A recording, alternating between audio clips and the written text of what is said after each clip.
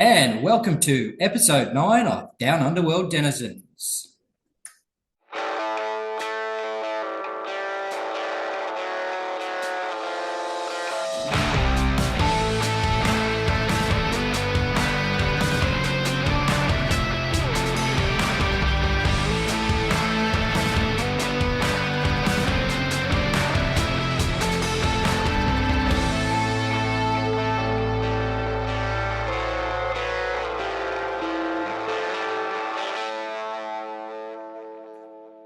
Okay, so it's a new year.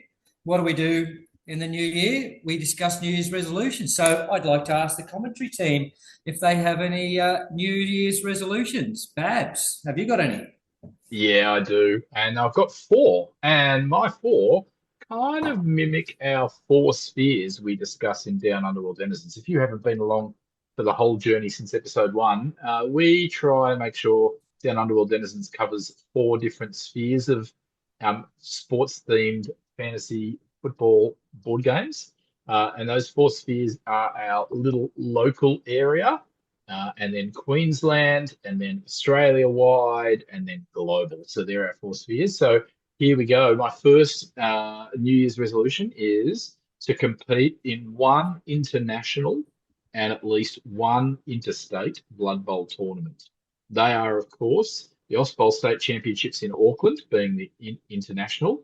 Obviously, I'm representing Queensland, and I also want to attend Eucalyptus Bowl, which is its 20th year anniversary. And there's some big things planned.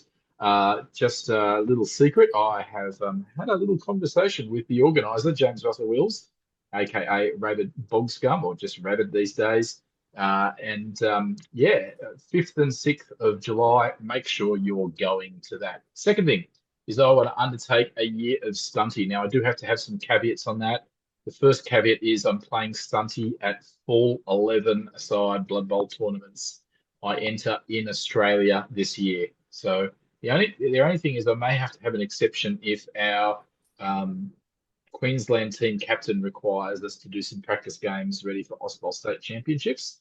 I may have to play at any tournament he tells me to go to prepare for that as the team I'm taking to Bowl State Champs, because I won't be taking stunty to that. Number three, I want to make sure that I have painted a few teams for our local league.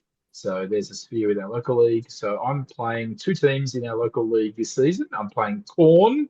They have already been primed and one colour applied. And I also want to play Gnomes, and they have a bit of a Christmas theme going. They're the GW ones, so I'm going to do some further conversion to them. They are still on Pro as we speak. And my fourth goal is not really a direct Blood Bowl one. But it's kind of adjacent, and that is I want to make sure I'm losing weight. And I'm happy to say that while my painting goal is woefully behind schedule already, and we're still in January, my weight loss goal is probably up ahead of schedule. So I want to get to under 100 kilos. I think in January so far, I reckon I've lost about 7 kilos. So I'm doing really well. There you go. There's my New Year's Nicely resolutions. done, mate. Yeah, well done. That might have something to do with the heat and the sweat here in Queensland. But whatever you need to get under that goal, we're all behind you, mate. Got to stay hydrated. I'm using your secret weapon, which is Millsy, which is gardening. Oh, yeah, it knocks it out of you. Wilts, do you have any New Year's resolutions or goals? I don't really go into the resolutions, but definitely goals. I've got to get up to Brisbane City Bash at the end of February, and that's my last chance to qualify for the Queensland state team. So if I get a good enough performance in at the end of February, I've got to go get my passport sorted out so I can go to New Zealand. If I don't make the team, still have to have a very strong think about going over to as a raider to fight for the PAV, defend Australia's honour, and try and get it back again, and see how we go from there. But there's going to be a lot of deep and meaningful thinking going on behind the scenes there. Other than that, a lot of it's going to be finishing projects that I start is definitely going to be a goal, rather than starting 10 projects and finishing one of them and having 50 unpainted models on my table staring at me every time that I sit down at the computer. Where's the fun in that? Yeah, I suffer from that at the moment too. I have way too many teams on the go at once. So I think streamlining what's on the table is going to be a definite goal, and try and have less guilt about not getting things done. I think it's definitely going to be a focus on working on something, not being too upset if I don't put in as much work as I think I should, and just not letting guilt be a handicap to stop me from just picking up the brush at all in the first place. Yeah, oftentimes that is the case for lots of people. We put the guilt onto ourselves when we really shouldn't. So I love that that goal of going, you know what? No, I'm just going to let it be, and I get done what I get done. We can all learn from that. Yeah, I really want to get into a habit of actually spending just an hour painting. Like I think sometimes you're like, oh, I don't have 2 hours now to really get into painting, so I won't even bother picking up the brush. I just think keeping it short, little bite-sized chunks is going to be the only way I'm going to get there because I've got my goblins to finish off as well, but as well as the corn and gnomes. So I want to try and get in the habit that at least 3 times a week I come home and I'm just spending an hour just painting. So there you go. What about Yeah, you, Milsey? fantastic. And I'm a bit like you, Wilt. I'm not sure if I call them resolutions or whether they're goals, but I've got a list of them here. Um, and I didn't want to go over the top. I just want a podium at an 11s tournament this year. I'd ideally love to win it, but if I can podium, that'd be great. That's one goal. So does podium count if you get wooden spoon? Okay, I'll change that to 1, 2, or 3. Yeah, I'd like to. I mean, if you could finish third and win the wooden spoon, that's a pretty good effort. Pretty good effort. Yeah, I do actually have a wooden spoon trophy. That was my very first tournament I ever went on to. I think I'd played 3 games in a league and then just went and played. So that one's off my bucket list. I don't need to get one. My second goal, and actually I'd like the listeners' advice on this one. I would like to win, or at least podium, in the Sevens series. So you've heard us talk last year that Queensland's going to have an 11s tournament series and a Sevens series. I'm the coordinator of the Sevens series, and Sevens is my passion. I love it. I'd actually like to win it, but I'd like to hear from listeners. Like, is winning a tournament that you run a bad thing, or is winning a tournament series that you run a bad thing? What do you guys think? No. It's absolutely fair game in terms of the series because you're not actually running the individual tournaments necessarily. You're just coordinating the series. It's absolutely fair game. In fact, the NAF the NAF have actually gone to a long length to make sure that the rules protect the organizer of the series to actually podium in their own series. So there's actually specific stuff written about it. So it's fair game. Go for it. Go your hardest. Yeah, 100%. So all I got to do is just put on a lot more Sevens tournaments and win them all for myself. Yeah, remind me to chat about that in our news segment later on. There's actually a bit of news about tournament series from the NAF. Oh, fantastic. My third goal, I'd like to complete 30 painted teams. Now, my fellow commentators already know that I do actually have 47 fully painted teams. However, I don't actually own a High Elf or Khemri team. So that's a goal I'd like to complete for this year. Hopefully the Khemri or the Tomb Kings and the High Elves get re-released this year. But I do need to get a hold of those teams. I've got a fourth one here. It's a bit of a tongue-in-cheek. I want to get mentioned on another Blood Bowl podcast. Why not? I'm trying to make myself famous here. I'm doing this for a reason. I like to be heard. So I want someone else on another podcast to call me out. Oh, they can call you out. That might not be what you want, though, sometimes.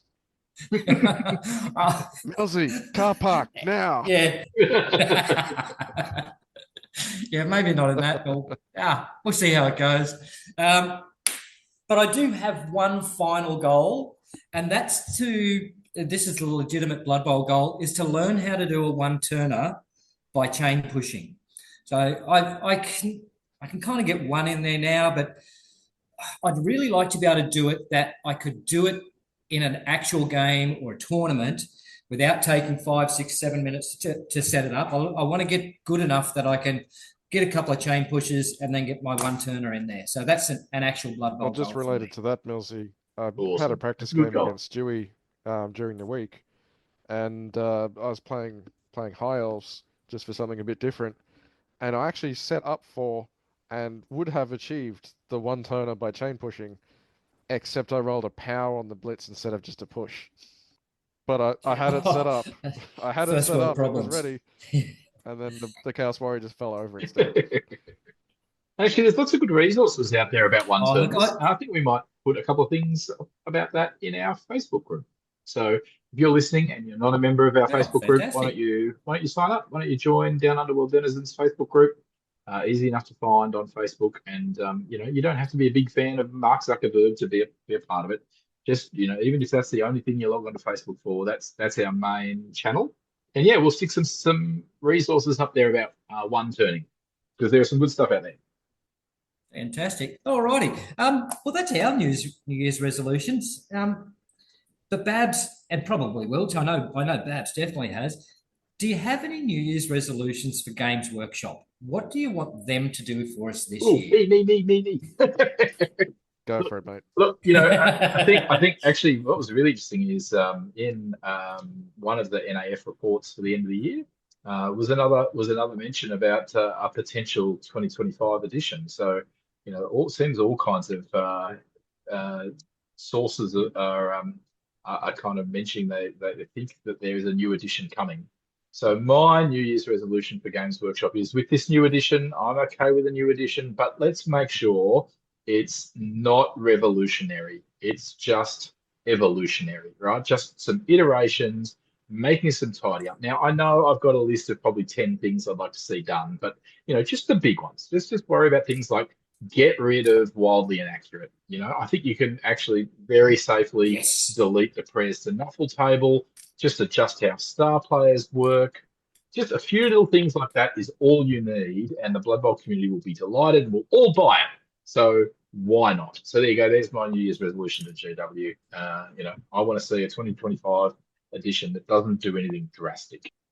Yeah, I've got a couple. Number one, bring back the slan. If they can do that, I will gladly play with wildly inaccurate if they can bring back the slan, because we don't pass anyway. Although all I want from Games Workshop is one rule book with everything in it. I don't care if they don't take out wildly inaccurate, if they don't do anything else. I just want to go and open up one book to see every rule. Maybe they could have a second book for star players, but I want one book that has every rule, and that's all I need to purchase.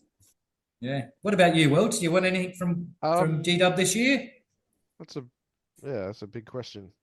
I was surprised, to be honest, that there wasn't a new edition launched in 2024, keeping with the regular 4-year cycle.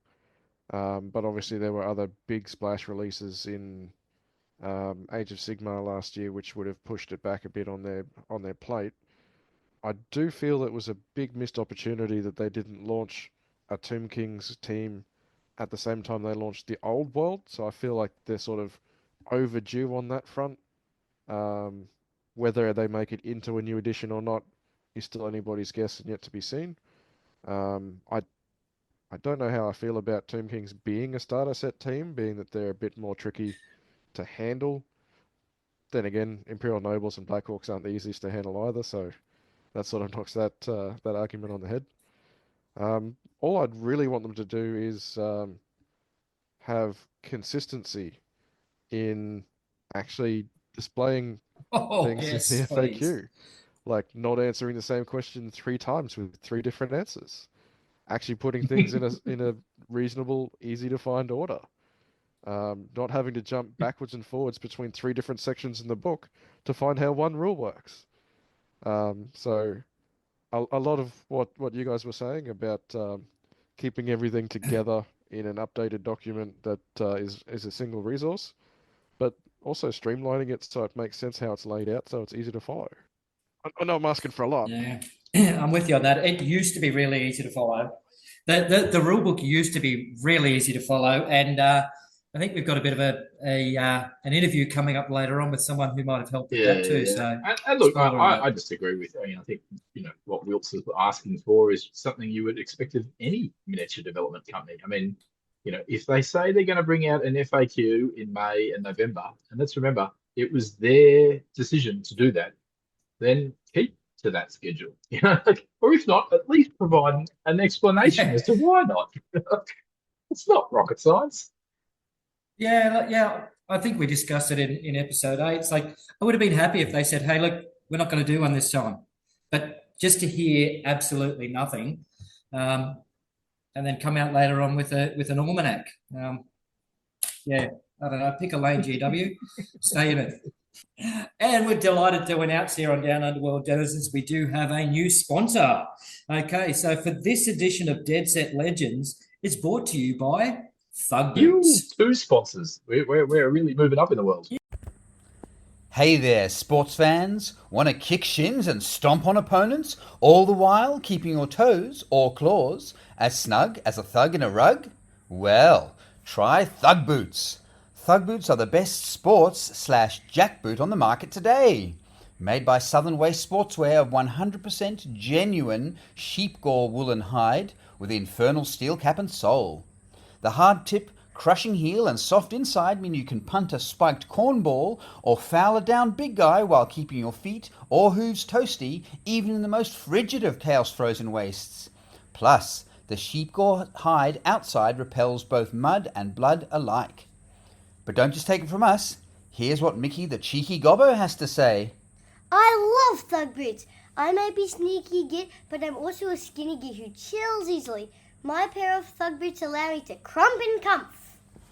Zoshana Darknail loves Thug Boots for the look as well as utility.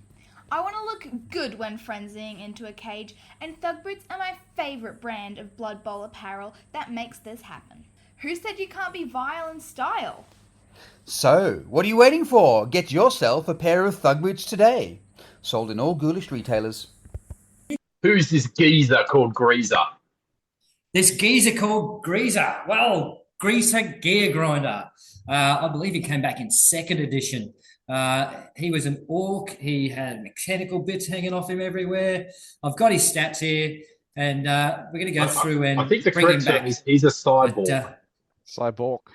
he's a cyber orc. Cyber orc. Yes, that's correct. Well, he originally had an MA of 5, a sprint of +3, strength 2, agility 3, TS or throwing skill of 2, a cool or catching of 0, and an AV 8. He came with heroic leap, leap level 4, long kick level 4, safe throw level 2, and thick skull. So Wilts has actually come up with a really cool way of doing this. In episodes gone past, we've come up and made our own versions, but Wilts has said, no. Why don't we make a version for everybody else? So Babs is going to create Wilts's version. I'm going to create Babs's version, and Wilts is going to create my version. Who wants to go first? I'll go first. I'll present the Millsy edition of Geargrinder. Greaser Geargrinder. Let's get that right. Is it really grinding my gears already? So the Millsy edition of Greaser. Obviously, he's an orc thrower. I've given him movement 5, strength 2, agility 3+, passing 2+, and AV 9+. And there's a reason for some of this, but it makes it basically as close to the original as possible. But he's going to have pass, safe pass, Hail Mary pass, kick, leap, very long legs, sprint, thick skull, and loner 4+. The reason he's got sprint is to make the sprint value of +3, like the original edition with his movement of 5. And everything else is based on either what he already had or what the different bionics had back in the day. So if you feel he's overloaded, he's not there quite yet, because his 1 per game special ability is Heroic Leap. Once per game, if he begins his activation within 3 squares of the end zone and in possession of the ball, he can move 3 squares instead of 2 when he leaps, as long as there's an unoccupied square in the end zone within range. Oh, and how much does he cost? And Well, based on the fact that he was an orc that played for Chaos back in the day, he plays for both Badlands Brawl and Favoured of teams, and because this is the Millsy edition, he only costs 150,000. Yeah, I was waiting for that. What are you trying to say, Wilts? So, I love it. Well, there's your winner, folks. We no need to do the other two now. and if All right, you want me to go next? you can give that a rating out of 10 of how close it is to what Yeah, you would have yeah. done for yourself, Millsy. That's pretty close. I kind of actually used a little bit of that when I was making Babs' version, but yeah, I think it's probably a 9.5 out of 10 to what I would have done. All righty, Babs, you're going to give us Wilts' I am. version. So look, Wilts. I'm channeling my inner Wilts here, and Wilts is always a stickler for keeping accurate to the law. So I've been very careful not to give my Greaser Geargrinder any skills that there isn't clear evidence of. Now, in one of the Blood Bowl magazines, they did bring back Greaser Geargrinder to third edition. So I've kind of mashed it between second edition Greaser and third edition Greaser to get Wilts' version, but every stat and every skill is something that Greaser has had either in the third edition version in the journal, in the magazine, or in the second edition Star Player. So he's got MA6, Strength 2, AG3+, PA3+, and AV9+. The skills are Safe Pass, Hail Mary Pass, Thick Skull, Kick, Leap, Pogo Stick, and Loner 4+. And his special skill is Bionic Orc. So if you know anything about the $6 Million Man back in the day, there's scenes where the $6 Million Man would use his bionics and everything would slow down while he used his bionic stuff. Same way the Bionic Orc at the big once per half, Greaser may choose to use Bionic Orc special skill, which means he may add +1 to any of his stat in his stat line, and that bonus lasts for that activation only. The cost is 180,000, and he plays for either Badlands Brawl or Underworld Challenge. I like it. How close was it, I'll give Wilts? you a rating of about a 6 out of 10 for what I was thinking of myself. Oh. Because you forgot the most important part of the Wilts edition is not just sticking to the law, but also not making it OP. Yeah, okay, fair enough. Costing's good. He just needs one or two things shaved off to try and tone it down a little bit. There we are. There we go. Babs, do you want to hear your version? Yeah, love to. Yep. Love to. Okay, I've tried to channel my inner Babs here, and I've tried to do pretty much what you did with Wilts' version is give him skills that he's had, but updated. So here's Babs' version. MA5, Strength 3, AG3+, PA2+, AV9+. His skills are Cloudburster, Leap, Loader 4+, Pass, Sprint, Sure Hands, and Thick Skull. And I did the same as what Wilts did there. The Sprint sort of gives you that movement 8. Special skill, Downtown. Once per half, at the start of his activation, if Greaser is in possession of the ball, he may place it anywhere on the pitch and roll a d6. On a 1, Greaser fumbles the ball from his square and his turn ends. On a 2+, the ball will scatter 3d8 from the target square. On a 6, you can treat it as an accurate pass. Greaser may then continue his activation. He plays for Orc, Goblin, Snotlings, and Black Orcs, and he's got a cost of 180,000. That actually looks pretty solid. Well done. Yeah, I'm going to give you an 8.5 out of 10. Yeah, it's pretty accurate, and I think trying to give Greaser the ability to Hail Mary Pass. I mean, I noticed you've kind of rewritten the version of what Hail Mary Pass kind of used to be like in Downtown. So, but it's also combined with running pass at the same time for that special activation. Well, that's it, because he can continue his activation. Yeah, because you can get it's a bit of running pass. He can continue his activation. Yeah. It doesn't actually say it's a pass action either. So theoretically, somebody else could also throw a teammate. So yeah. Yeah, you could argue that. I'm happy for that. Yeah, and 8.5 out of 10. I'll take that, Babs. I'd actually vote for that one as it is. Oh, yeah, that'd be right. The first time I win, it's under Babs' name.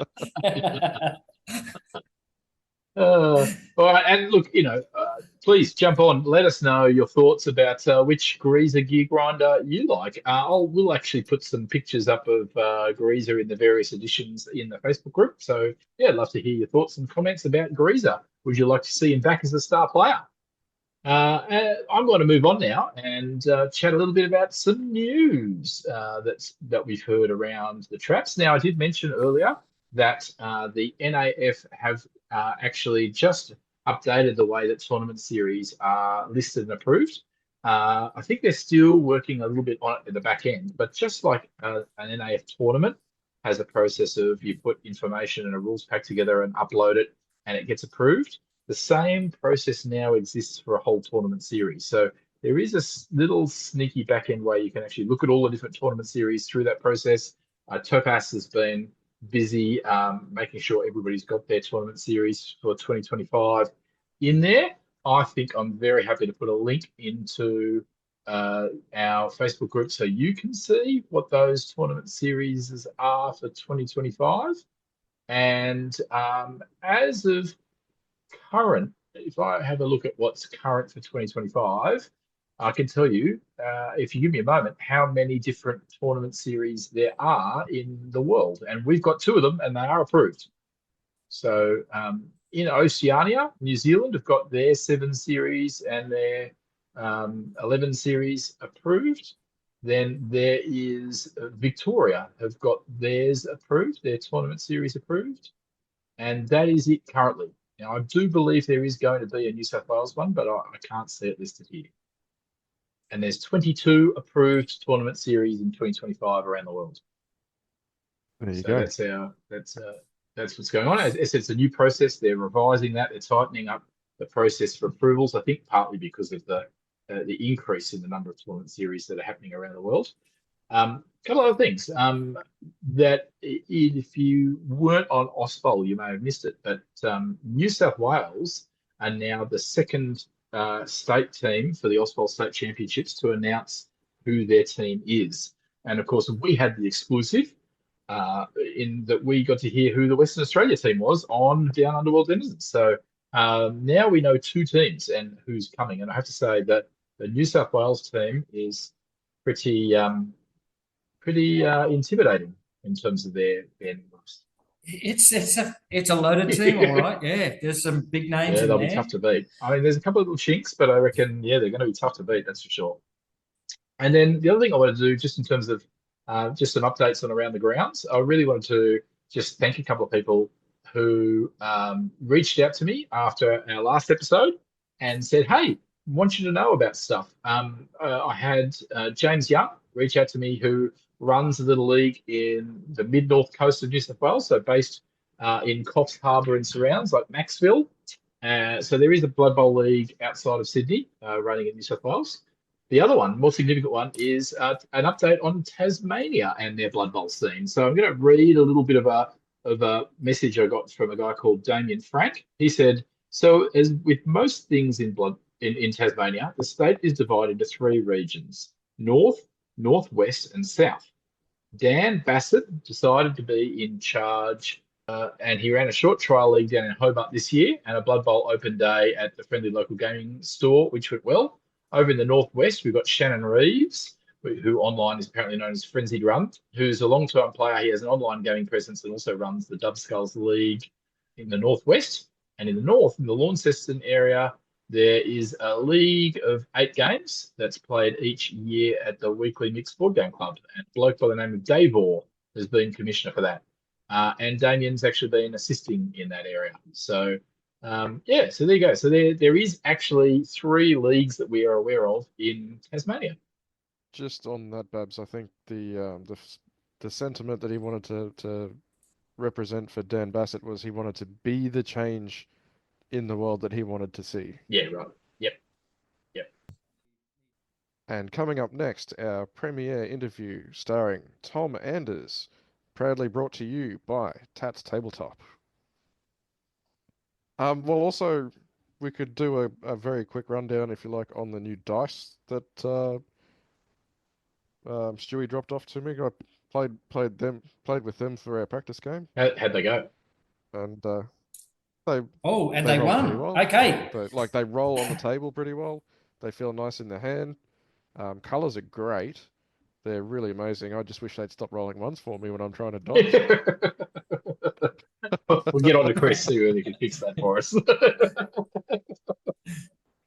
And at Down Under World Denizens, we are absolutely delighted to have on another one of our star-studded lineup of guest speakers, and we have none other than Tom Anders. I thought we would begin by me actually explaining who Tom is and Tom correcting me for how wrong I get it. Tom and I have actually had a fair bit to do with the development of the Blood Bowl rules over the years. As you probably have heard from previous podcasts, I was the only person, non-GW employee, to be involved in all Blood Bowl rules committees. But Tom was involved in the behind-the-scenes work that was done with those LRBs. He actually had a file that Games Workshop themselves had lost, which was a master file of the PDF, and manually edited the living rulebook versions year after year, hundreds of hours worth of work, all for the love of the game.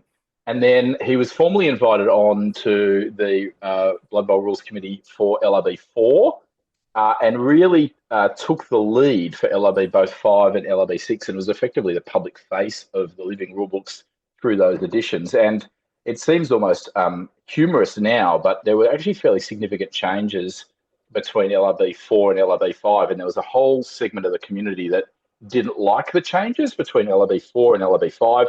They didn't like the introduction of these terrible game-breaking skills like wrestle and fend and juggernaut. You know, how dare they be introduced in LRB 5, and they refused to move over from LRB 4. These are all things Tom introduced, and we have him to thank. He was really the public face of that living rulebook in its last few iterations, but did a lot of work behind the scenes. And everybody recognises that in the Blood Bowl community, and I'm delighted to say that at a couple of World Cups now, Tom's received public recognition for the hard work he's done, which is absolutely delightful. Tom, thank you for being on the podcast. Happy to be here. Thank you for inviting me. Now, how accurate did I go in terms of introduction? Why don't you fill us in? No, that was very accurate. The only extra I would add, just in terms of the record, was Jervis Johnson was at my house near the end of LRB 5, and he was being pulled into other directions by Games Workshop, and he said, "I'm thinking I'm going to make LRB 5. That's it. It's official. That's the rule book." He said, "Unless you take over as lead editor, lead organizer, lead whatever word you want to use, everything." And so for the last year and a half, I took over because LRB 5 was not the rule book anyone wanted to play. It still needed work.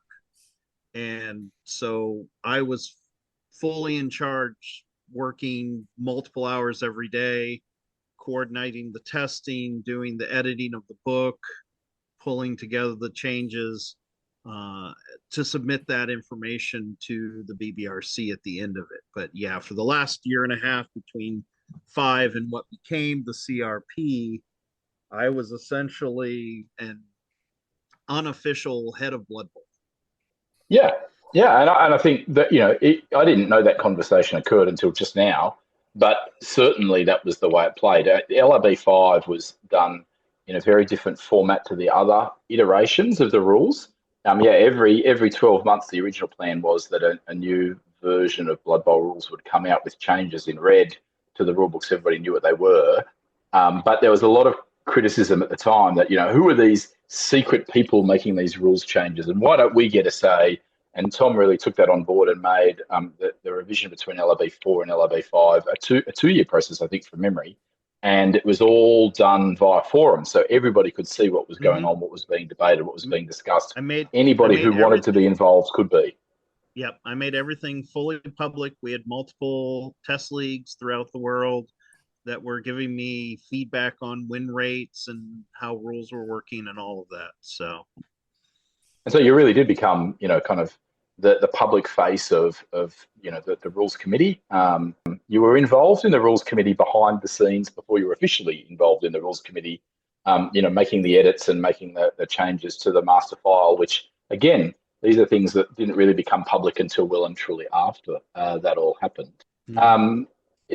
Tell us, obviously, you just mentioned LRB5 wasn't quite the final version. We really wanted another version, and LRB6 or the CRP became that. I remember one of the big items for debate is kind of current news in a sense, in that the Khemri team, or Tomb Kings as we call it today, really was one of the teams we weren't happy with how it was sitting in LRB5, and we really wanted to make some adjustments to it.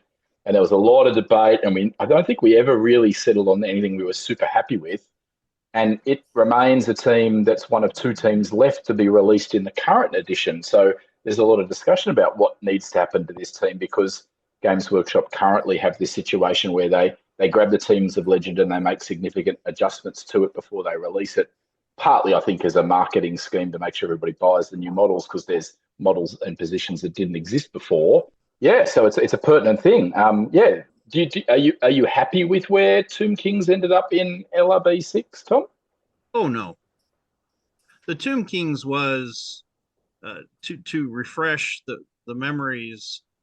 No one would agree on what the team should look like, and so the only way we could get it through the BBRC was for everyone to give up their first choice and everyone agree on something that they didn't like. That's what became official. I remember, I still have gone back and looked at those emails. It was probably the one thing we just never successfully did. The testing would tell us certain things, and each person on the committee had their own belief on how that team should look, and it just fell through the cracks. In addition to just even the models for the team were outrageously bad, because the sculptor who had been hired to do them, Phil Bowen, was told that it was going to be the first plastics team. So he did all the sculpts based on them being able to be lightweight plastics that glued together. And then they decided not to do that, and they made them metal. So they were absolutely horrid to try to assemble. Yeah. Now, come on, Tom. Come on. Let's be honest. That team is very thematic, right? Because as you play with the models, the skeletons literally fall apart. That is, the models literally fall apart as you play with them. They can't stay together. It was that team was the better move. The Khemri were supposed to replace the undead, and I honestly to this day believe that once Jervis backtracked and said that we weren't going to delete the undead, because the undead were supposed to go and be replaced by the Khemri and the necromantic. That was his original mandate. And then so many people screamed and yelled that he said, okay, we'll keep undead. And as soon as he did that, I think the Khemri could have just been forgotten. I think necro and undead would have been fine. So the fact that they've not yet made it back is not necessarily something that kills me. It needed a lot of work. It still even needed a lot of work when it hit CRP. So yeah, and we'll circle back to that in this interview. We'll actually talk about the teams we really kind of wanted in the CRP, and Games Workshop basically told us no. We'll come back to that, but what we want to do now is cross to a couple of standard questions that we ask all our guests on Down Under World Denizens. So, Millsy, why don't you run us through a few of those? All righty, Tom. How and when did you first get into Blood Bowl? I first got into Blood Bowl 2 years out of college at my local game store. So that would have been right around 1993. So second edition? Third. Yeah. Third edition dropped in 1994. Yeah, that's when I started playing. Yeah. There you go. Right, what was your favorite team? At that time, Vampires, because they were broken as all get out. They were a lot of fun to play. Oh, they still are. Still are. Oh, no, you don't. They've been rebroken. You don't understand how broken the old, unless you played them. I mean, they essentially got Count Luthor. Are you talking the version? Are you talking about the version from Fnatic where they had like a vampire lord that was basically Count Luthor with block and dodge and started on your team? Is that the one you're talking about? And could skill up. Yeah. I remember. That was my team. And Wow. that was back when you could stop a blitz, and someone tried to blitz you. You could use your strength to stop the blitz from hitting you, and No way. they were. Wow. I could score with that team with 2 thralls in the count on the pitch, because at one point in the league play I was playing in, my count had leap, break tackle, stand firm, dodge, block, hypnotic gaze, and we're talking about a strength 5, agility 4 piece. It's funny. Wow. It's funny, Tom, because the more things change, the more they stay the same. In our Gerbil local league, our final was vampires versus vampires, and I needed to make my way onto the Queensland representative team, and I had really 2 tournaments to do it with. So in my last tournament, because the last one hasn't happened yet, I took the cheesiest, beardiest team I could possibly find. So I took vampires and won the thing. Yeah, they were in 3rd edition. They were impressive. Now, What was the bloodlust like on them then? oh, bloodlust was you rolled a die, and if 50% chance that the vampire missed the drive, Ooh. basically. But the vampire lord didn't have it, I don't think. No, it didn't. Yeah. Wow. And you could once you skilled up the vampire lord, you could score. You just hand him the ball and walk down the pitch. That's nuts. So do you still get a chance to play Blood Bowl now? Not very often. No. I running Impact. I normally work 90 to 100-hour weeks running the company. So free time for a organized 2-hour game is just not really there. I don't really. We play board games in the family when we have my son over, but those tend to be playing King of Tokyo, Wingspan, but not breaking out Blood Bowl. Yeah. So when you did play, did you prefer to play leagues or did you prefer to play in a tournament? I loved league play. Tournaments are a lot of fun. League play is people that you get to know and you hang out with, and league play is awesome. And it's one of the things that makes Blood Bowl great. I love going to tournaments, but league play was always one of the things that made Blood Bowl a really great board game. Yeah, I agree with that. I actually think some people who are all about the tournament scene actually miss that one of the most significant elements of Blood Bowl as a board game is that development of players over time. Seeing those players mature and then suffer injuries and then get extra skills and all that kind of narrative. That's not just one game, but that narrative that's across those games gets lost. The story of Blood Bowl is why I dove into it in the first place.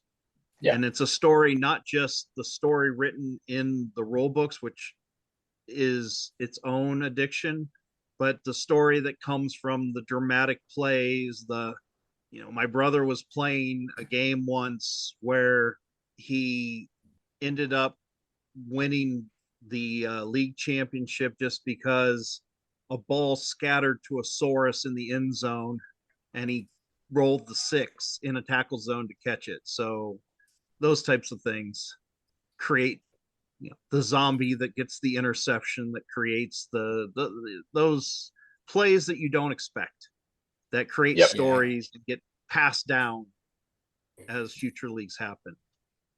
Yeah, and the beauty of it is in those leagues, it's not Blitzer number 1 or Zombie number 4. That Peace has a name, and he gets this reputation as someone who can't pick up the ball or he can never fail this. It's just, and the progression through the league where this player just keeps getting better and better and better is just that's what I love about league play as well. Tom, if there's one thing you would change with the current 2020 rules, or if there's a team you'd like to see officially return, or perhaps you mentioned before see Kemry or Tomb Kings disappear, what's one change you'd make? I wish the lawyers wouldn't have got involved and the Slan team would have become official. I love you, Tom. Yes. The only reason the Slan team was not in the CRP was because Games Workshop got a new lawyer. That's the only reason that it's not part of the rule book. So that was a very sad moment. Jervis had already signed off on the team. We'd already done extensive testing to show that it was balanced. People loved its unique play style. It was thumbs up from every single person involved. The entire BBRC voted to approve the team going in with no objections, and then a lawyer stopped. So, yeah, and the objection was around that there weren't official Games Workshop models. Yeah, it wasn't around the law was inconsistent with the old world, which is kind of the reason I've heard from the Blood Bowl rules, the development team at Games Workshop in the previous edition. Yeah, the people in charge now, I mean, the person who was in charge when the handover happened wrote basically the Lizardman history and backstory, and had declared in their writing for Warhammer that the Slan are all old fat people. So, flat out said, I'm not going to change all this history that I wrote in Warhammer to accommodate Blood Bowl, even though they're separate universes. So, I think it's an incredible team. It's a lot of fun. It's totally different from anything because the entire team doesn't have the normal skills. Every single skill on the team was related to jumping. So if you go through the team, it's dive, leap, jump. We made sure every single skill on the team only related to leaping and jumping, which just created a very different team. So, not just I mean, you worked really hard to try and overcome that obstacle. I remember you actually offered to have models sculpted at your cost to see Games Workshop sell them. I offered to have the models sculpted and pay for them and donate them to Games Workshop to create the team. You are correct. Yeah. And the other thing we showed, while it wasn't perfect, you could use Kroot sprues to create a pretty darn good looking Slan team when those were out at the time. Yeah, I like your slip of the tongue there because Calisane is the name of something you might find at Impact Miniatures. Yeah, no, sorry, it was the fruit. It's fine. The Games Workshop Kroot sprues were easily converted to create a Slan type looking team, and they didn't like that answer. So no, they didn't. Yeah, and that would be the one thing. It was all signed off on and just couldn't make it. Yeah, and I just really want to push this pedigree for our listeners for a moment.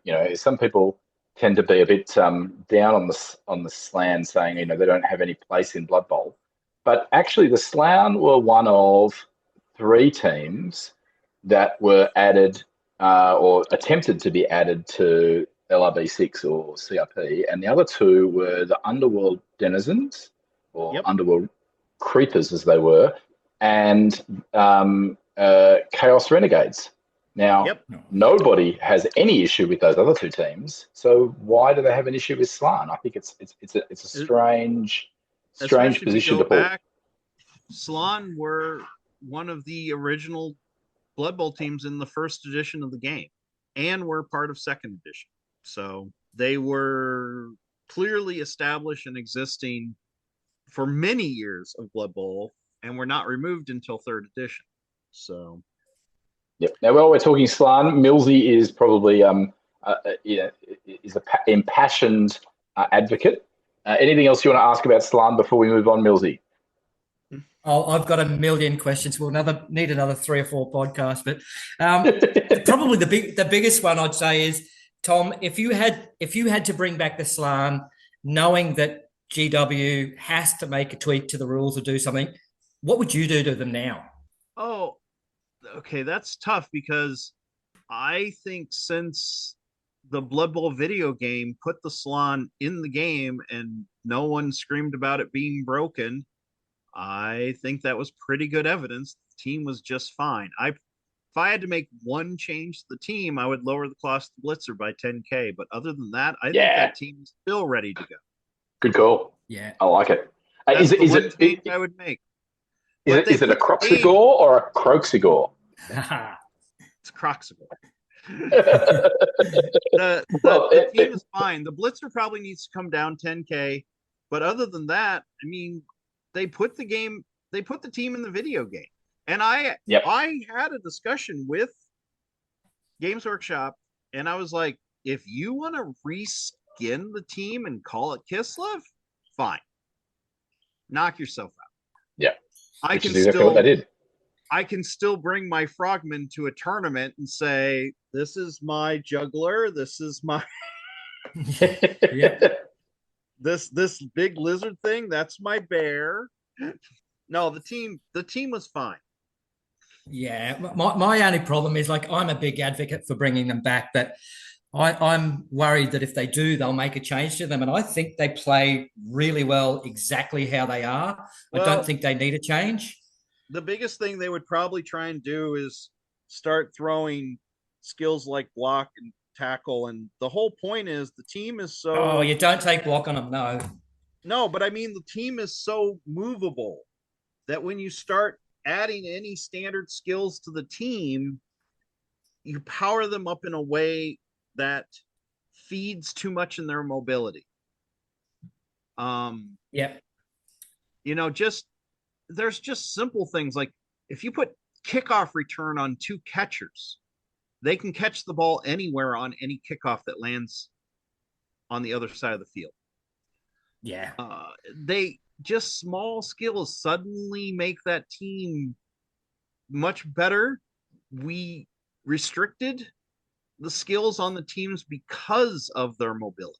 So yeah, look, I'm a big advocate on the movement side of the slan, and as Bab said before, like those 2 skills that you put in LRB5, wrestle and fend, they're just that's gold to a slan player. So I can wrestle you down, I can fend you back, and I still have my full movement to go. Yep. Brilliant.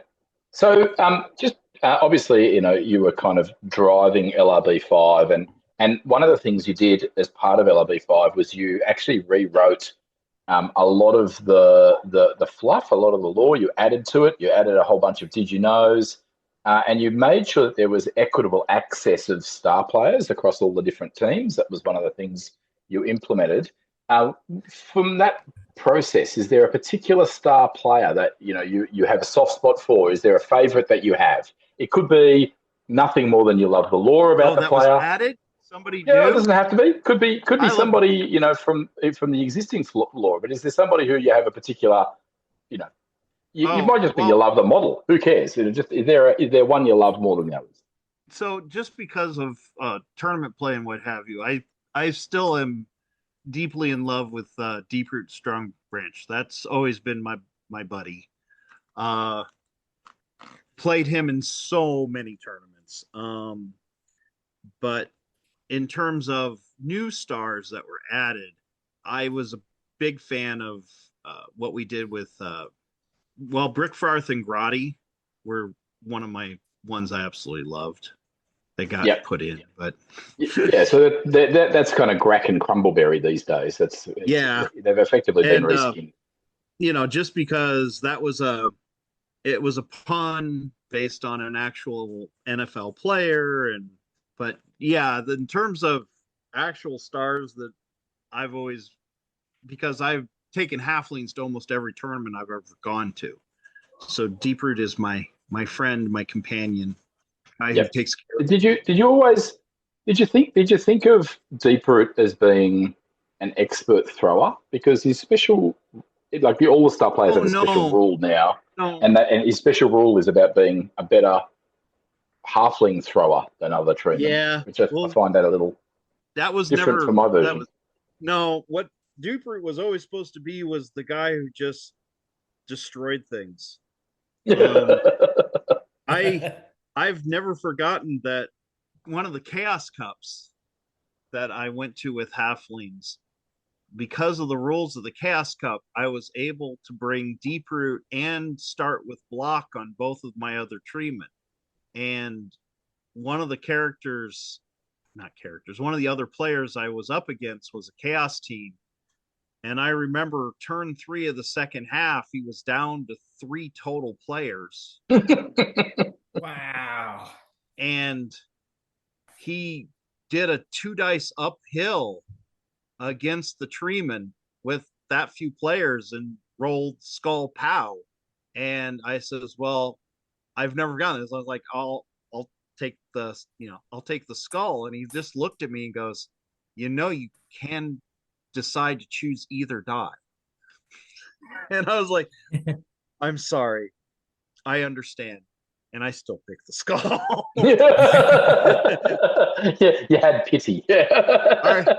Yeah. And we did end up pitch clearing him because he had convinced himself that if he could take out 2 treemen and Deeproot all with block, that he could then just crush the halfling. So he was so focused that I just have to knock all the treemen down, and that was just not a winning strategy that day. No. So yeah, it's a bit of a trap trying to attempt that.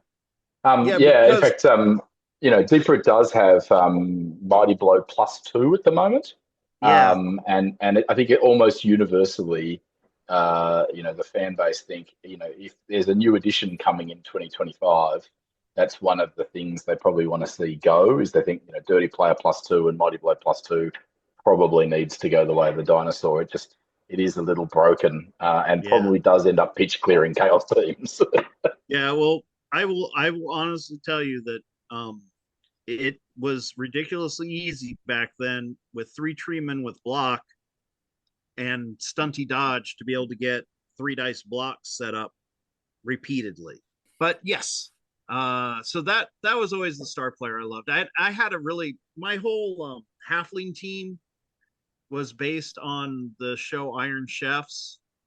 So all of my halflings were wearing chef robes and done as the different chefs from that show. And then the 2 treemen were the announcers, and they wore the clothing that the announcers had, and it was a lot of fun. Cool. I had a Placeful McDonald's as my dugout that I had cut and modified.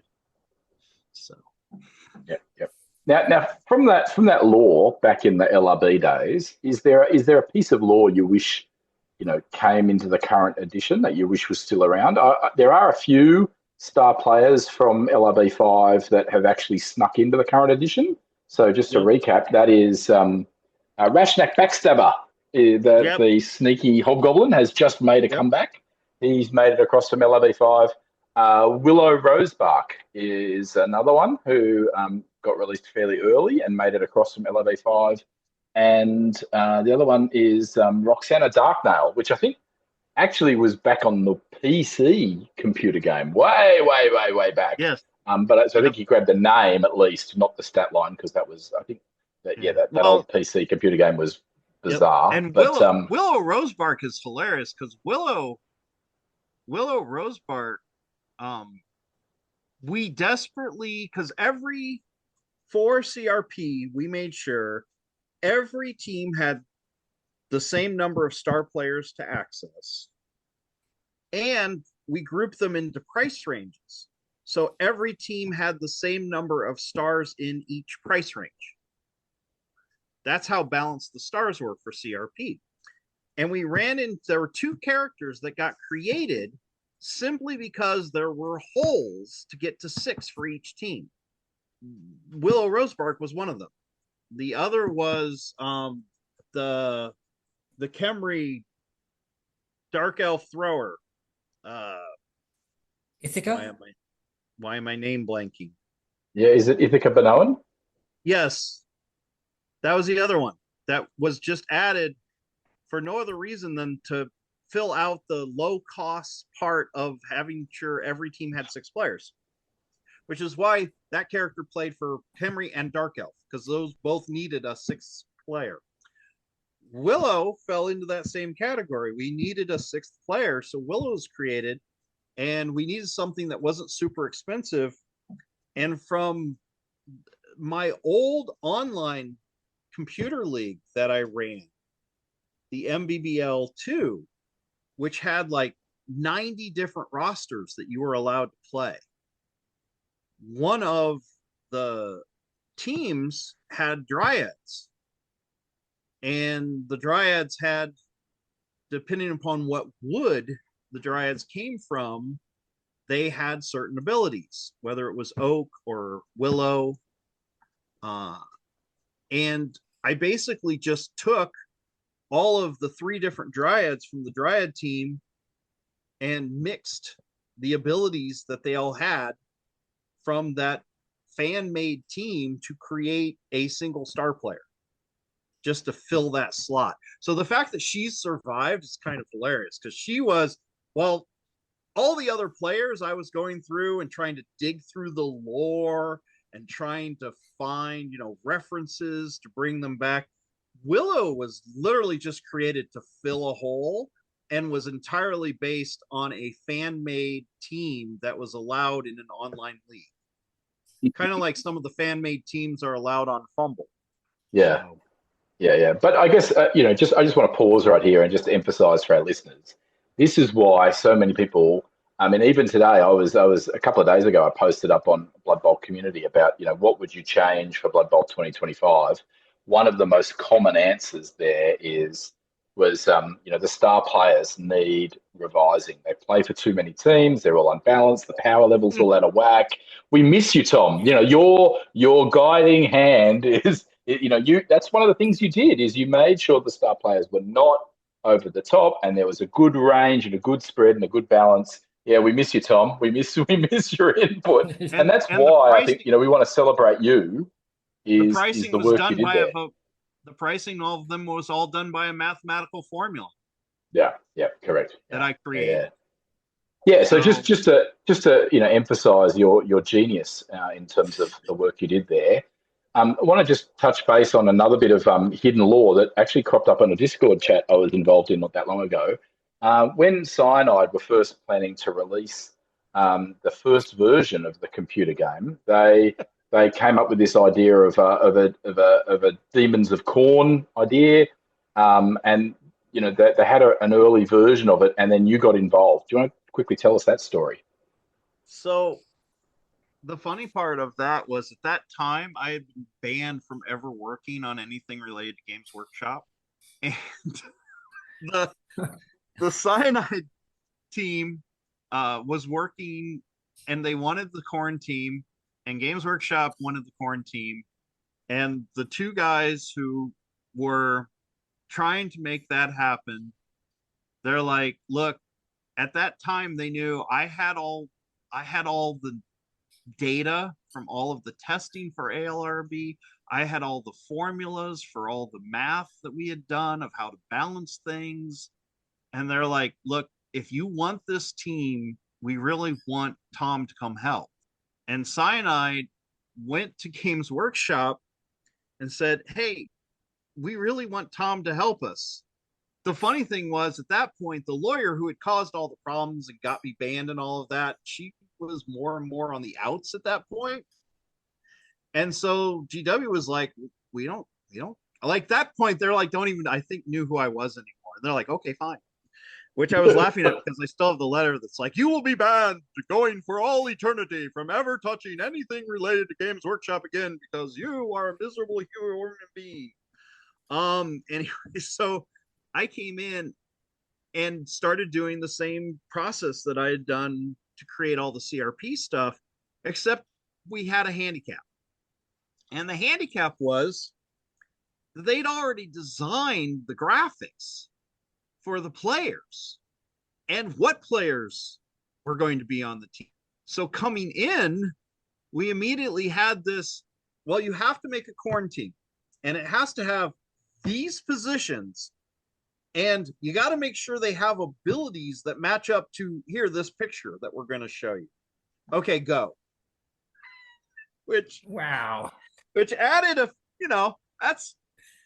that's a couple extra weights on the swim across the pool at that point.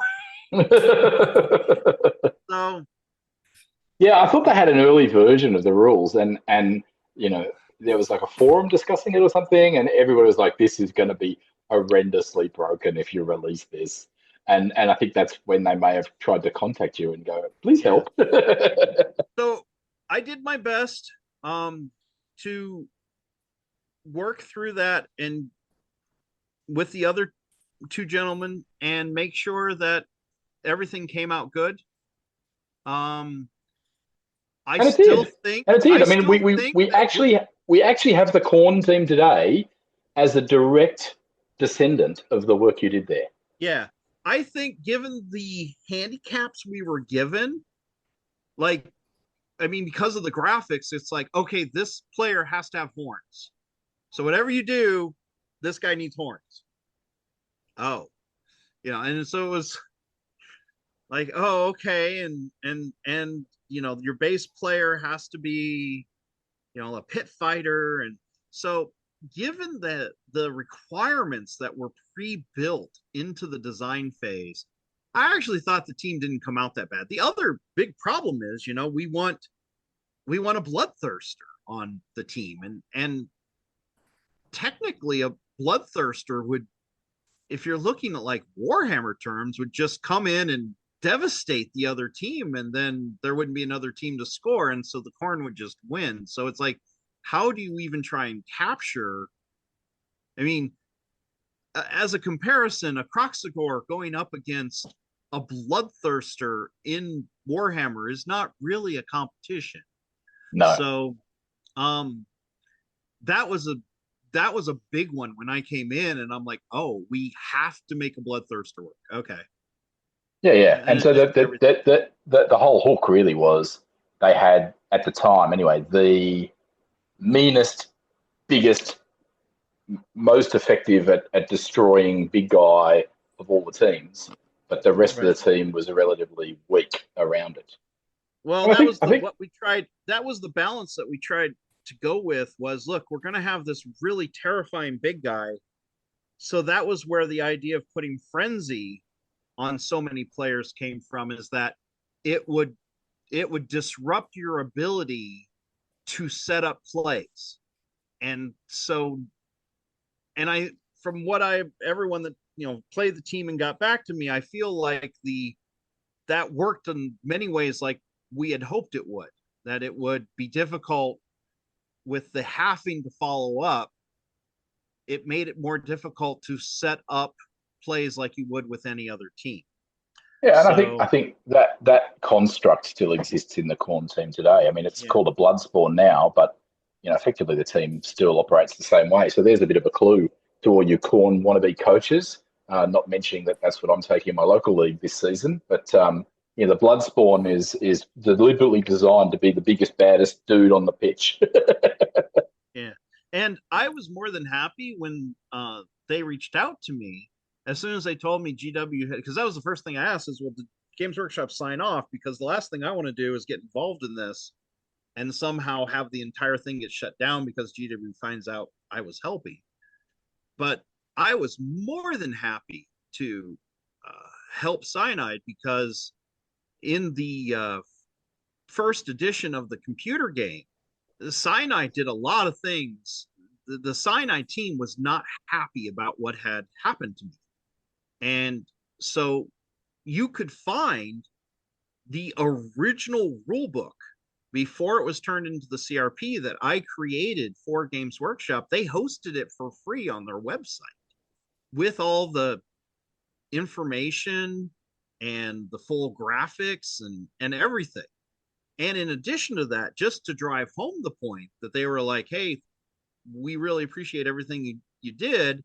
One of the announcers, when Bob and Jim are talking, they start talking about my team that I played in tournaments as one of the little factoids. So, Wow, that's cool. you know, I was more than happy to help those guys out. They were always, without ever once emailing me, show that they were in my corner. So, Yeah, nice. Well, while we're on that subject, Tom, what was the reason for the fallout between you and GW, if you're allowed to talk about it? I don't know if I'm allowed to talk about it, but there isn't much that can happen at this point. So what happened was we had finished all of the BBRC discussions.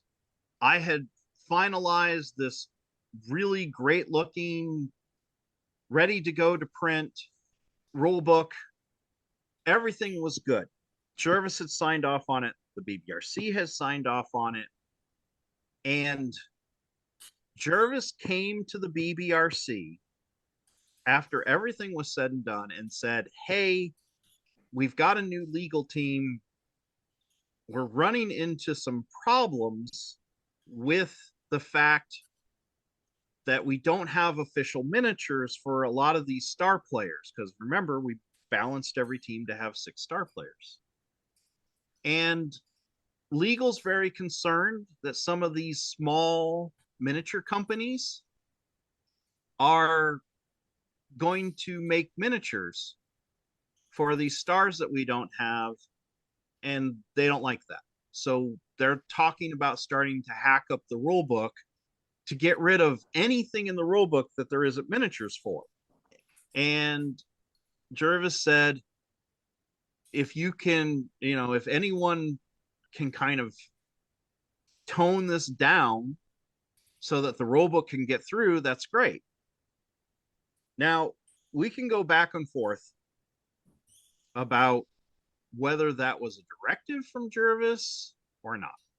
But I took it as a tone of, hey guys, I just want this rule book to make it through. If you have any way to stop the miniature companies that were out at that time from making star players, that would really help. So I went on to Talk Blood Bowl and made a post and said, hey guys, the rule book's finished. We're almost to the end, but they're talking about making some. And remember, the rule book was public. That was one of the things that I did, is I constantly published the rule book for everyone to see so that they could give us feedback.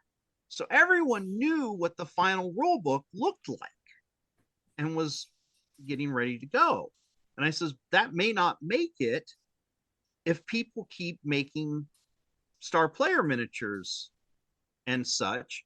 So can we all just chill out on it for a bit? You know, you want to make another orc team or a dwarf team, knock yourself out, but stop trying to fill in. If you could please stop, that would be great. It was picked up by that post, was then filtered to a couple gaming news services who then spun it and published articles saying Evil Games Workshop was about to destroy a couple years worth of work over losing a few sales to small miniature producers. And it painted Games Workshop in a very bad light. And so there had to be a fall guy for that type of negative PR. And the decision was that my post was the start of that. And so I was told that I had broken my NDA and gone and published information from the BBRC that was NDA protected by asking people to not produce miniatures. And so then the decision was made that I had to be removed from the BBRC. I was told I was banned from ever doing anything for them ever again. Bloody, bloody, bloody, blah. And that was the legal. Now, keep in mind, at that time, the legal team was on a hunt. They were shutting down multiple websites that had fan content for Blood Bowl. I mean, it was a blood and iron time where the lawyer came in, got rid of me, shut down multiple fan sites across the internet. Yeah, 22 cease and desist letters to what are effectively fan sites promoting the game. Yep. And I was just in that fallout because I made an appeal to miniature companies to not make miniatures. I actually made an appeal for people to not mess with Games Workshop. That is the sole reason I was gone after. And that's no, he said, that is the reason they told me that post was why I was kicked out, removed. And I felt bad because one of the side effects of them doing that was when they published the CRP, they got rid of the credits section so that my name wouldn't appear, but then they took everyone else with it, including Babs. Yeah. And I think that kind of spelt the end of, I mean, the whole Fnatic Games, specialist games arm that Jervis was in charge of effectively ended at that point too, I think. Yeah. It was like one of the last things that they actually did was they finally managed to get a very, very cut down version of the LRB out. Right. They took literally every image out and left a blank space where it was. It was so strange. Yeah. Well, not just every image, but also they took out all the did you knows, all of the fun, everything that made Blood Bowl kind of interesting and fun with its backstory, they cut it all out. Now, again, this was funny that they did that, and at the same time, Cyanide hosted the original book without any of that deleted. You could just go download for free whenever you wanted. So, I heard you ended up with like 4 different legal letters from GW in that year. Like it wasn't just one; you got hammered. Is that right? 2. I got 2, I got 2 actual letters. The other one. Oh, did I get 3? Maybe I got 3. It's hard to remember. I did get one letter that I kept and framed because it told me that I was, if I wouldn't stop doing the things that I was doing, I would be banned from ever playing in an official GW event the rest of my life. And I had never played an official GW event. So that was the consequence at the end of the letter. And I'm like, okay. not really the hammer I think you guys think it is, but yeah, and I think one of the letters was around because I think you put a post up in, again, talk Blood Bowl as it was back then, or talk fantasy football as it is now. I think you put a post up, with Jervis's permission, I might add, saying, okay guys, we're still waiting on the legal team to come out with LRB6, but these are the changes, and you basically just listed this is what's happening in LRB6, and you got wrapped over the knuckles for that. I got an email that said I had to delete it. That wasn't a letter. Yeah, okay. Or maybe it was. Maybe that was you're right. That was another letter that I had to delete that, and then I had to go on to the Wayback Machine and ask them to delete it because it was showing up there, and it was a whole bunch of stuff. They called the reason it gets all fuzzy in my head is because at that time the people involved, so not Jervis, not Andy, but the people that were in charge of that area, the legal kind of stuff, they would just call me and do stuff off of documented, and those were some interesting calls because it'd be things like, because this went on for a while, and then it's like, well, we know that you're doing blah blah blah with Elf Ball, and I'd be like, yeah, which is its own game with its own mechanics, and I have to be honest, there's nothing you can do about that. So do you think Impact Miniatures did have an impact on the way they were treating you? No, because so Impact started in 2006. It was significantly, the rule book was done before Impact was established.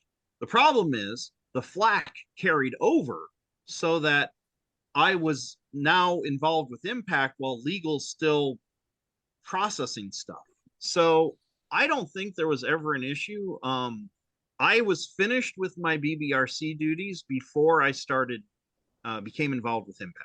So there was no influence of, I know at one point somebody's like, oh, did you change this rule in Blood Bowl so that you could create and I was like, no, I mean, the BBRC was done and dusted before I really had anything to do with Impact.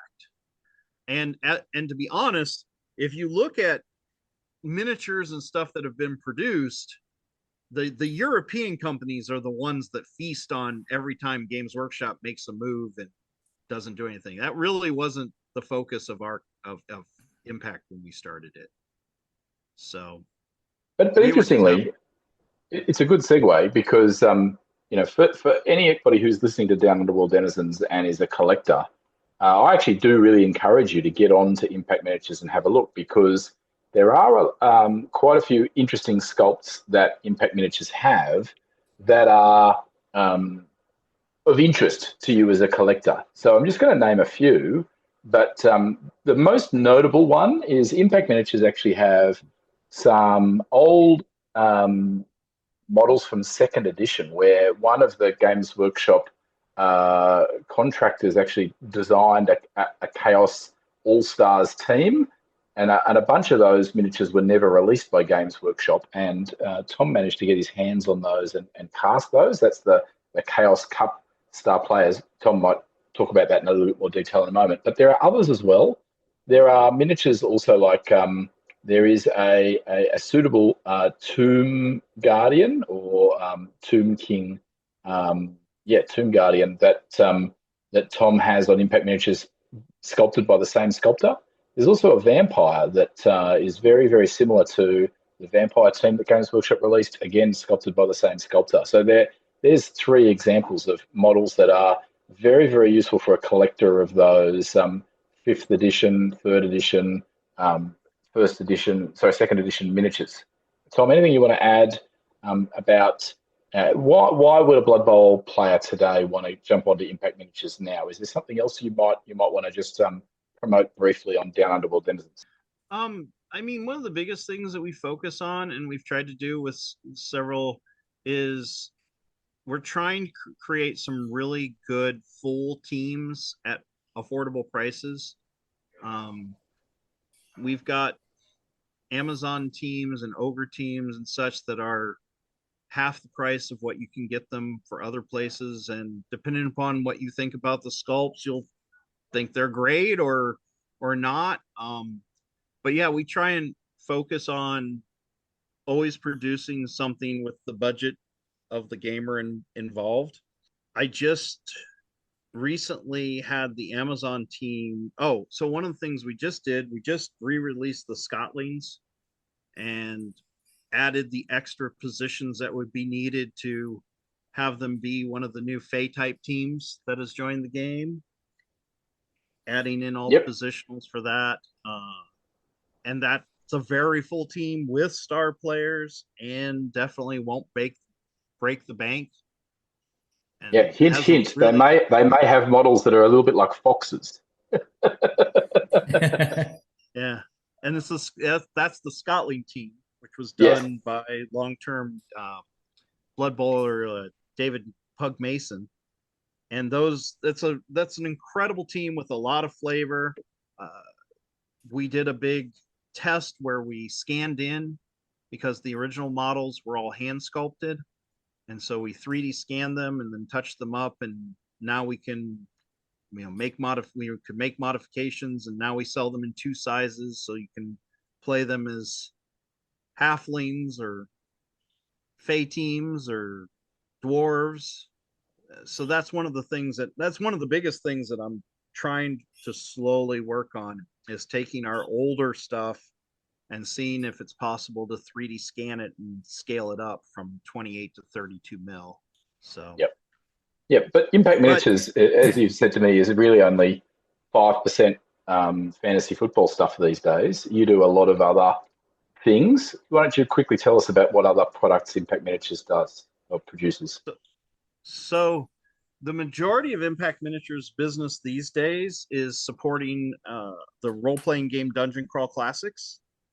That's probably 80% of my business is supporting that. But because we love the miniature side, if you go to the website, we've got something like 4,000 miniatures now on the site, and we add around 10 to 20 more every week. So it's just a massive database of different characters, and we add them from multiple genres, fantasy and chibi. Basically, I just keep an eye out for really cool models that we can pick up for the company, and we add them in. Part of Impact is that we have a commercial 3D printing lab now, where we have 5 high-end 12K resin printers. And so we can produce a lot of the stuff from our site quickly. And then we also do a lot of 3D printing work for Kickstarters and other companies or custom projects that people send us. And the resin's really, really high quality. So the majority of my business is now dice, but I still have a love for miniatures, and we keep adding. And here's a big plug. If you ever feel a need for a D11, that is, you want to randomly select a player on the pitch, let me tell you, Tom's got you covered. D11s. There you go. There's a quick plug. Millsy, hit Tom up with your last question. My last question. It's actually nothing to do with Blood Bowl. It's going back to one of our original questions, quickfire questions. What's your favourite pub meal? My favorite pub meal would be beef brisket, queso nachos with breaded wings that could strip paint off a car. Love it. Nice. I think you might be hard pressed finding that here in Australia. It sounds like a very US specific. I eat food that hurts normal people. So yeah, my final question. My final question for you, Tom. Do you still have the Blood Bowl helmet that you were gifted by Jervis Johnson for all your, literally hundreds and hundreds of hours worth of editing PDFs? Because editing PDFs these days is easy, but back in LRB days, it was not an easy feat to edit PDFs. So the original rulebook is actually not edited PDF. It's a Word document that I created. There you go. So even worse. Wow. I still have the helmet. I have all the documentation with the helmet on where it came from, what it is. And if anything ever happens to me, my family was told to sell it for a lot of money. But until then, it is an important part of my collection. Brilliant. I might stick a picture of the helmet up in our Down Under World Denizens Facebook. And for group. those that don't know, quickly, the very first ever Blood Bowl tournament gave away an actual Blood Bowl helmet as the prize to the winner. They made 2 of them. I don't know what happened to the one that was given away as a prize. I have the one that the studio kept as, so it is the copy, or it was one of 2 of the helmets made for the first ever Blood Bowl tournament. That is one of my prized things in my collection. Yeah, interestingly, Tom, I saw a post from Gary Morley about 6 months ago. He actually sold you know how he made a bust of himself as a Blood Bowl player back in the day? Right. Gary Morley, yeah. So he sold that recently. He had it lying around somewhere, and I don't even want to think how much it went for. I think it was something like £9,000. I think it sold for something like that. Look, we've got less than a minute to go, but anything else you want to just say, any final things you want to say to our listeners of Down Under World Denizens, Tom? I've certainly we want to say thank you for coming on. It was a pleasure to be here. I loved all the years I worked on Blood Bowl. While I've kind of moved on and now I service, day to day a different section of the unit, I try and make sure my website still takes care of where, those Blood Bowl roots. And I look forward, if you can stop by impactminiatures.com and check it out, that's awesome. But it was a pleasure to help design and build the roots of the game that everyone's playing. Thank you, Tom.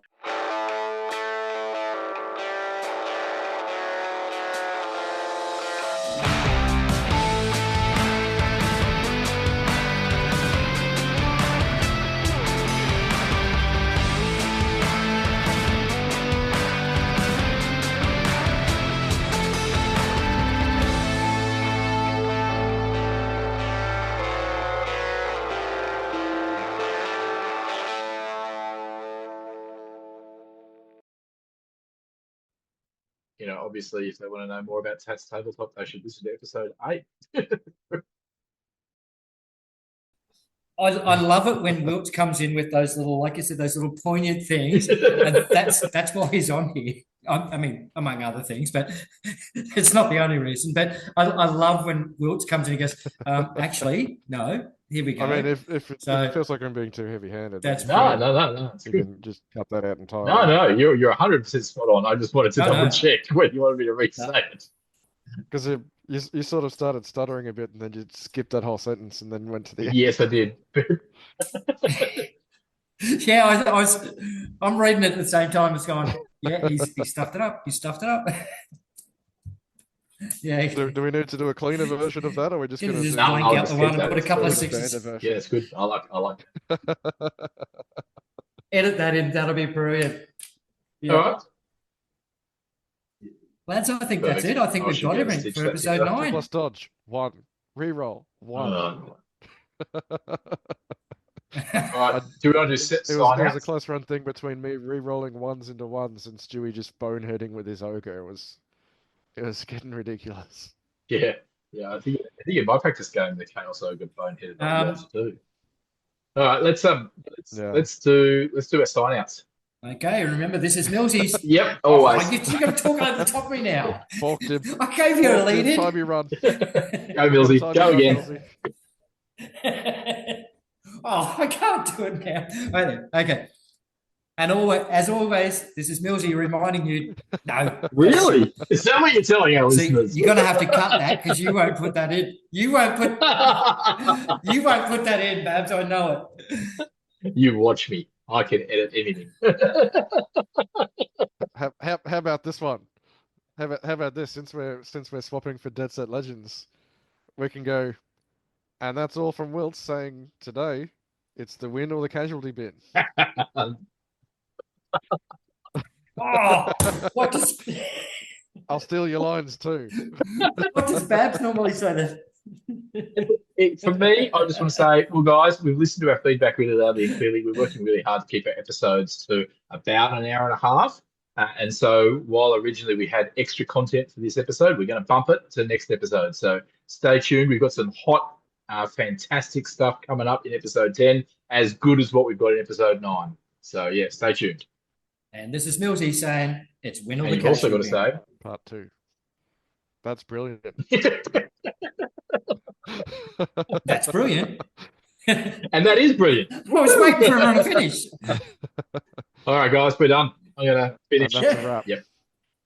Down Under World Denizens discusses games, workshops, games, and products such as Blood Bowl, Gutter Bowl, Dungeon Bowl, and Crunch. We also discuss other fantasy football board games and concepts from other companies, such as Dread Ball, Guild Ball, Grind, Elf Ball, Myth and Goal, Blitz Bowl, Chaos Ball, Monsters of the Midway, and Feud Ball.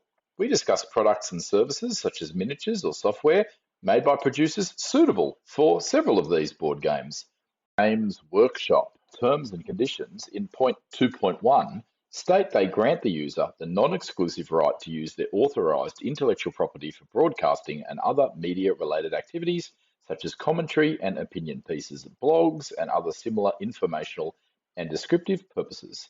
Down Under World Denizens respects and honours these terms.